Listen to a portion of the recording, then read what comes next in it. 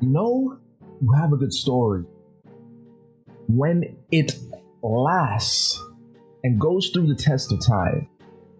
UFOs definitely is one of those phenomenal, great stories. Up there with the Bigfoots, up with the Loch Ness monsters. It's one of those stories that just slap, and everybody has to re-talk and re-say again. You can probably hear a UFO outside right now, but if you don't, whatever.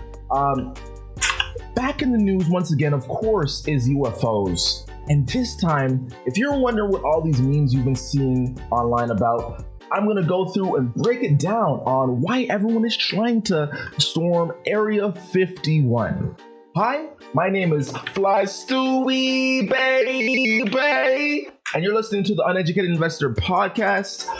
Feel free to drop a like button, subscribe. This is the podcast where we connect pop culture to business, and I give you my uneducated opinions about things I should never talk about because I have no idea what I'm talking about. Today is all of Flystewie. We're talking about these UFO memes that are going on online. Why did they start? Why are people trying to get themselves killed? And all the things that you should know if you're trying to get yourself a little itty bitty alien out of this, right? So first, if we really want to talk about how all this stuff started, of course, we got to go and start with my boy, Bob Lazar. Now, if you don't know about Bob Lazar, here, this is a little screen here. Hold up. I need to look at myself. Make sure, okay, this is what you guys are seeing. Awesome. So back in a bit, my dude Bob Lazar in like the 1970s, 60s, he broke a huge story all about, of course, aliens in Area 51. Basically, he was working on these spacecrafts or whatever, yada, yada, yada, these alien technology. And he came out and said, this is what the government is working on. They're working on these anti-gravity propulsion systems. And then he basically broke this whole story. Everyone was going crazy. Area 51 is where the aliens came. And he showed a couple of his friends, a couple of the planes that he was lifting on, yada, yada, yada. This guy basically, officially the best story ever, came up with aliens. Now, this is what started the whole Area 51 conundrum, but the reason why it's back in the news is because he just came out with this cool little Netflix documentary. They're seeing here, Bob Lazar, Area 51, Flying Saucers. Came out with this Netflix documentary. Newsflash, it slapped. People loved it. They were going crazy about it.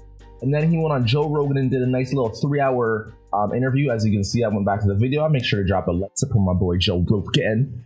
And then he was breaking down all of his findings again. And a lot of credible people really think he's not talking any, superstition-ish. He's not a crazy kook. He looks like legitimate, the real deal. Maybe this isn't a good YouTube photo for him. Maybe that doesn't, do him justice. But realistically, he brought out and like every single thing that he said back in the 1960s, 70s that people couldn't verify. Slowly, as we started creeping around the 2000s, things such as how we entered these super top secret buildings, things such as periodic elements that were back then weren't known to the public, but now he knows all that stuff. Now it came out in the scientific community that these periodic elements that he's describing exist. So his credibility just started shooting through the roof, and people now started to believe in aliens. So what does this have to do with all the memes that you've been seeing? Well, I will definitely tell you, my friend, what this has to do. Essentially, what this has to do with all these crazy memes that you've been seeing is my dude posting cause I'm in shambles basically started this Facebook page where he explained details and how he's gonna see himself one of those aliens. Because want to know why? You can't just have talk about aliens. You have to show some proof. People are tired of these stories year in and year out about these super cool aliens being out there. We need proof, baby. I need myself a little aliens show on my Instagram so people actually believe me. So that's why this Facebook group was created. 1.2 million people have agreed to this Facebook group, and essentially what they're going to be talking about in this group, or what their whole objective is they're storming Area 51. And as you can see here, let me see if I can find it. I can't find it. Where is it? I think it's about, look, 1.2 million people going to this event. Essentially, this is the event. Let me read verbatim what they detailed as a plan for this event. So basically, their goal here is In the details, their goal says verbatim, we will all meet up at Air 51 Alien Center Tourist Attraction and coordinate our entry.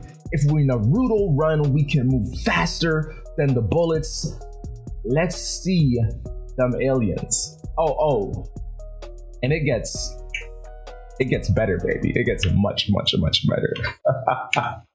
It gets much better, baby.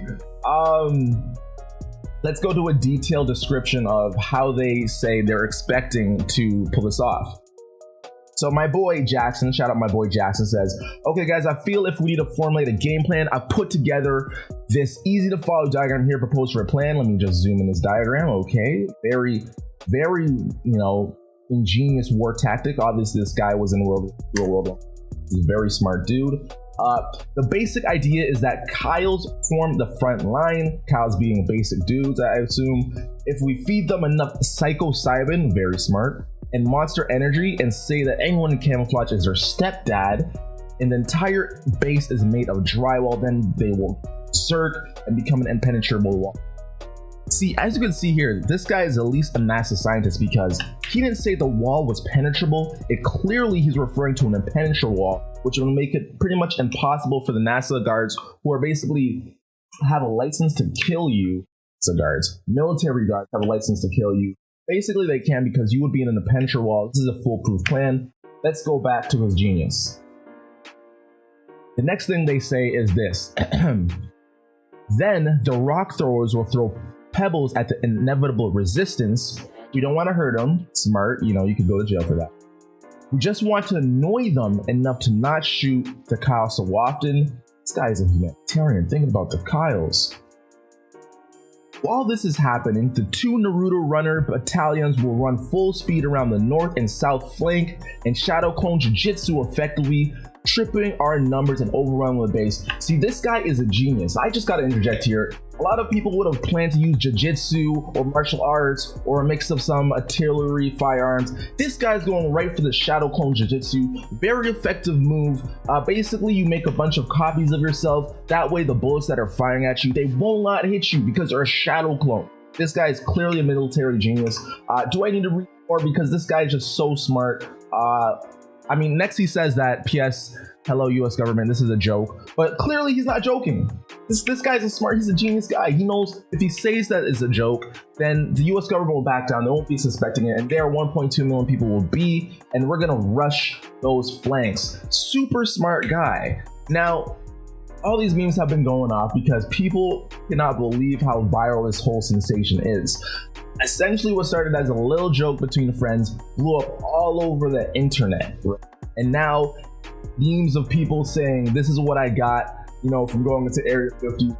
This is the cool inventions. Me after I picked up my alien.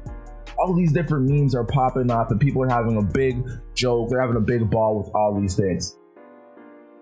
However, this is the Uneducated Investor Podcast. So on the slight 0.1% chance this plan works and you pick up yourself some alien technology, or even better yet, an alien, and what do you expect from your rewards? Well, of course, to answer that question, make sure that you hit that like button, baby. Make sure you hit that like button, baby, and subscribe if you're on YouTube. And of course, leave comments on Apple if you're listening to the podcast version. We're gonna go back and see what happens when these big military initiatives like NASA, create these super advanced technologies, and then they do these things called spin-off technologies. Now, people always rag on NASA, why are we spending a lot of money going to Mars or, the moon or doing all this? And one of the big justifications is, of course, spin-off technology. These are things that, because we're solving these super complex physics problems to go to the moon, these technologies that are relevant for space are also relevant for here on Earth. This is like this generates billions and billions for the economy. And frankly, a lot of these, we probably wouldn't even ever find out. We would probably never even really find out about these technologies if we didn't have some abstract, initiatives such as go to, like the moon or something, right? So I'm gonna list a bunch of these billion-dollar technology things that they have reverse engineered, to help us go to the moon, but now we use them here for Earth. So of course, you're watching YouTube, you can read with me, but on podcast, I'll read with you. I got you, baby. The first one is infrared ear thermometers, Lazar, artificial limbs, invisible braces, 3D foods printing, and a space blanket.